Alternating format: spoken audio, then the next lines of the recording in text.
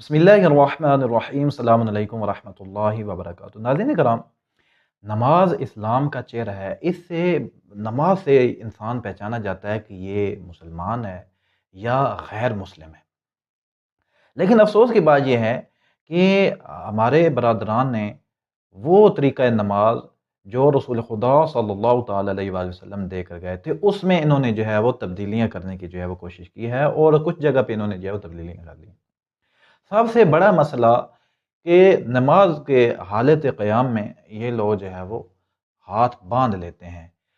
یہ ہاتھ باندھنا کہیں سے ثابت نہیں ہے، رسول خدا صلی اللہ تعالیٰ علیہ وآلہ وسلم سے جو ہے وہ ثابت نہیں ہے۔ یہ کچھ جو ہے وہ دلیلیں دیتے ہیں۔ آپ ایک دلیل سنیں، میں اس پہ جو ہے وہ بات کروں گا، اور اس کے بعد جو ہے وہ پھر ان کی اور جو ہے وہ دلائل ہیں ان پہ بھی جو ہے وہ اگلی نشستوں میں جو میں گفتگو کروں گا۔ تو ابھی جو ہے آپ یہ مولانا صاحب کلپ دیکھیں ذرا۔ تو حضرت علی المرتضیٰ کی حدیث ہے، سنن نبی داود ہے، اس میں حدیث پاک صحیح موجود ہے۔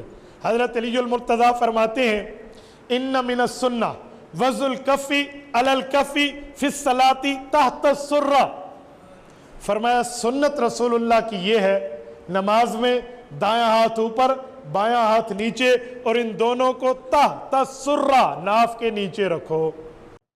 تو مولانا صاحب جو ہے وہ کہہ رہے ہیں کہ یہ جو ہے امام علی علیہ السلام نے فرمایا کہ یہ سنت ہے، جو ہے ہاتھ باندھنا نماز میں زیر ناف جو ہے وہ ہاتھ باندھنا، یہ جو ہے سنت ہے۔ ناظرین کرام، میں بتاتا چلوں کہ یہ جو روایت ہے اسے ناصر الدین البانی نے اپنی کتاب میں لکھا ہے کہ اس کی سند ضعیف ہے۔ یہ ضعیف روایت ہے جس سے یہ جو ہے وہ ہاتھ باندھنا ثابت کرتے ہیں۔ لیکن اس سے پہلے کہ میں آپ کو وہ کتاب جو ہے دکھاؤں، آپ کو میں دکھانا چاہتا ہوں کہ جناب والا رسول خدا نے جب طریقہ نماز بتلایا، اس وقت انہوں نے جو ہے وہ ہاتھ باندھنا نہیں بتایا کہیں بھی۔ مستدرک علی الصحیحین میں رسول خدا نے جو ہے وہ بتایا کہ وضو کرو، اور وضو جس طرح بتایا وہ بھی شیعوں والا وضو ہے، وہ بھی ان کا یہ پاؤں جو ہے وہ دھوتے ہیں۔ جبکہ اس حدیث میں کیا ہے کہ نبی پاک نے کہا کہ جی تم کیا کرو، پاؤں کا جو ہے وہ مسح کرو، اور اسی میں انہوں نے جو ہے وہ بتایا کہ نماز جو ہے وہ کس طرح پڑھو، تو انہوں نے ہاتھ باندھنا اس میں نہیں بتایا۔ پھر ایک صحابی ہیں جناب ابو حمید الصاعدی، انہوں نے بہت سارے صحابہ کے درمیان بیٹھ کر کہا کہ مجھے سب سے زیادہ نماز جو ہے وہ بہتر یاد ہے کہ رسول خدا کس طرح پڑھتے تھے، اور انہوں نے جو طریقہ بتایا صحیح بخاری میں، انہوں نے جو طریقہ بتایا ہے اس میں بھی ہاتھ باندھنا نہیں ہے۔ تو جناب رسول خدا سے جو ہے وہ کوئی بھی ان کے پاس صحیح حدیث نہیں ہے کہ رسول خدا نے جو ہے وہ ہاتھ باندھے ہیں۔ تو یہ تو اپنے آپ کو اہل سنت سمجھتے ہیں، کہتے ہیں کہ ہم اہل سنت ہیں۔ تو یہ کیسے اہل سنت ہیں کہ رسول خدا جو طریقہ نماز دے گئے تھے اسے جو ہے وہ بدل کر جو ہے وہ اس میں جو ہے وہ ہاتھ باندھنا جو ہے وہ شروع کر دیا۔ آپ دیکھیں کتاب ہے مستدرک علی الصحیحین۔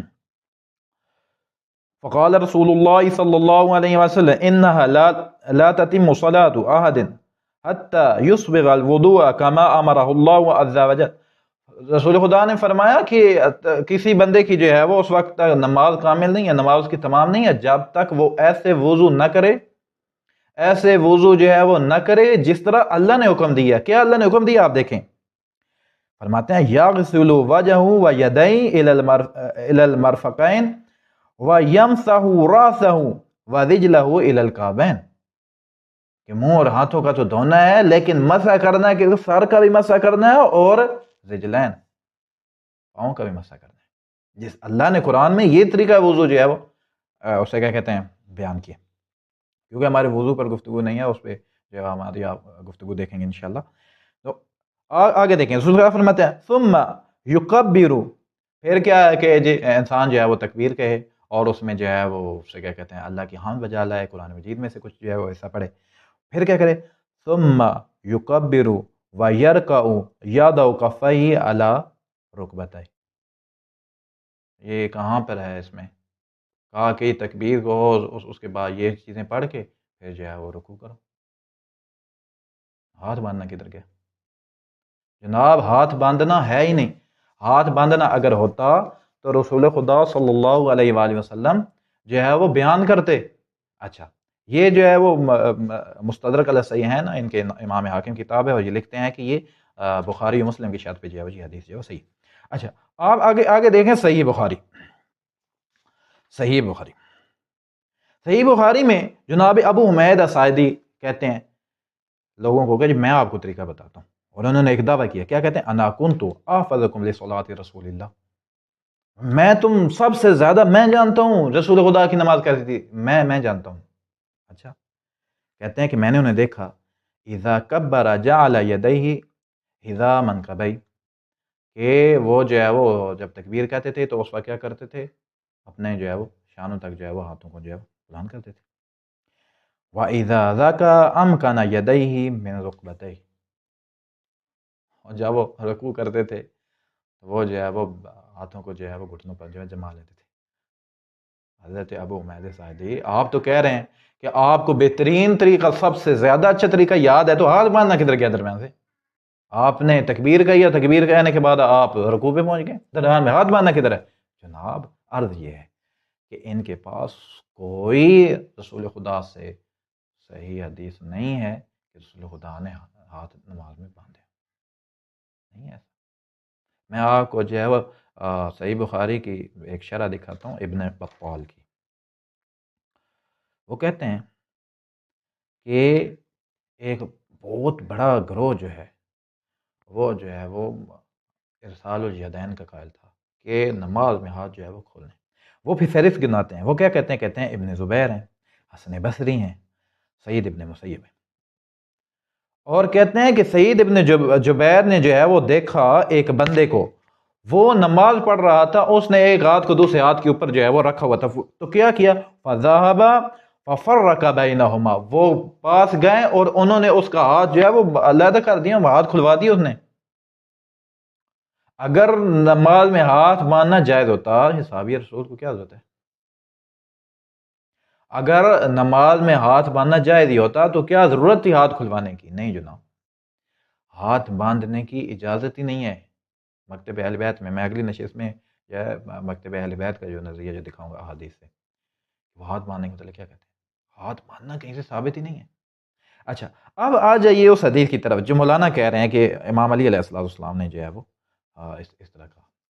تو حضرت علی علیہ السلام سے جو یہ جو ہے حدیث پڑھ کے مولانا جو ہے وہ سنا رہے تھے، یہ ہے، آپ اسے کیا کہتے ہیں، کتاب دیکھیں، جناب ناصر الدین البانی کہتے ہیں کہ عن علی قال السنۃ وضع الکف علی الکف فی الصلاۃ تحت سر، کہ حضرت علی نے فرمایا کہ نماز میں جو ہے وہ ہاتھ کو ہاتھ کے اوپر جو ہے وہ رکھنا، اس کے نیچے، ناف کے نیچے، یہ سنت ہے۔ اور جناب ناصر الدین البانی کیا کہتے ہیں؟ کہتے ہیں سندہ ضعیف، اس کی سند ضعیف ہے۔ اور اتنی بڑی عبادت نماز، اور نماز میں ایک چیز ایڈ کر لی اور حدیث ہی کوئی نہیں ہے، ایک حدیث لے کے آئے وہ بھی ضعیف۔ حضور والا، سب سے بہتر نماز جس صحابی رسول کو یاد تھی، اس نے کہا کہ جی رسول خدا جو ہے وہ، انہوں نے جب طریقہ بتایا تو کہیں نہیں اس نے بتایا کہ جی ہاتھ باندھتے تھے۔ خود رسول خدا نے طریقہ بتایا مستدرک علیہ صحیحین میں، کوئی بھی نہیں، ہاتھ باندھنا۔ تو میرے عزیز دوستو، نماز میں ہاتھ باندھنا یہ جو ہے وہ کسی حدیث سے، صحیح حدیث سے جو ہے وہ ثابت نہیں ہے، کوئی صحیح روایت جو ہے وہ ان کے پاس نہیں ہے۔ البتہ نماز میں جو ہے وہ ہاتھ کھولنا جو ہے وہ یہ ضروری ہے مکتب اہل بیت میں، شیعان اہل قرار کے نزدیک، کیونکہ ائمہ اہل بیت نے فرمایا کہ نماز میں ہاتھ جو ہے وہ باندھنا صحیح نہیں ہے، ہاتھ جو ہے وہ کھول کے جو ہے وہ رکھنے چاہیے۔ میں اگلی نشست میں انشاءاللہ آپ کو امام صادق علیہ السلام کا جو ہے طریقہ دکھاؤں گا کہ امام نے جو نماز پڑھ کے دکھائی ہے اس میں امام نے جو ہے وہ ہاتھ نہیں باندھے، اور اس طرح دیگر ائمہ نے جو ہے وہ کہا ہے کہ جی ہاتھ نہ باندھیں۔ میں امید کرتا ہوں آپ کو میری گفتگو پسند آتی ہوگی۔ اگلی نشست تک اجازت دیجیے، اللہ حافظ۔